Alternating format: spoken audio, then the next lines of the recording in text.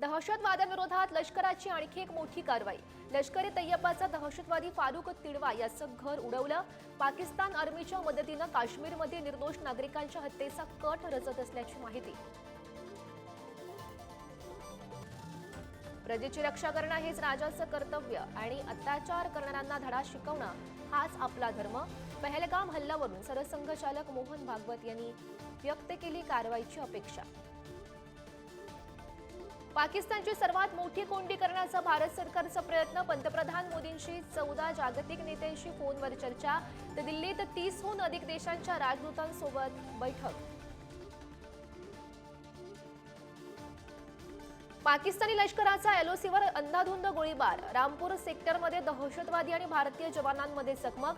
भारताच्या प्रभावी कारवाईमुळे परिस्थिती नियंत्रणात। महाराष्ट्र पोलिसांबाबतच्या वादग्रस्त वक्तव्यानंतर आमदार संजय गायकवाड यांच्यावर गुन्हा दाखल।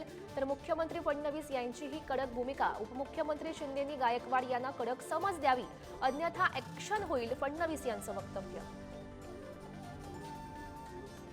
ऑनर किलिंगच्या घटनेनं जळगावमधील चोपडा शहर हादरलं। प्रेमविवाह करणाऱ्या मुलीवर बापानं झाडल्या गोळ्या। लेकीचा जागीच मृत्यू तर जावई गंभीर जखमी। संभाजीनगरमध्ये लग्नातील जेवणातून 600 जणांना विषबाधा। 8 वर्षीय बालकाचा मृत्यू तर 17 जणांची प्रकृती गंभीर। कन्नड तालुक्यातील अंबाळा ठाकूरवाडीमधली घटना। गडचिरोली वनपरिक्षेत्रात हत्तींचा धुमाकूळ। रानटी हत्तींच्या कळपाचा नदीवर कपडे धुण्यासाठी गेलेल्या 3 महिलांवर हल्ला। जखमी महिलांवर नागपूरमध्ये उपचार सुरू। बुलढाण्याच्या मेहकरमधील वडाई गावातील तरुणाचं पाण्यासाठी 60 फूट खोल विहिरीत आंदोलन। प्रशासनाच्या नियोजन शून्यतेमुळे पाणी टंचाई, ग्रामस्थांचा संताप।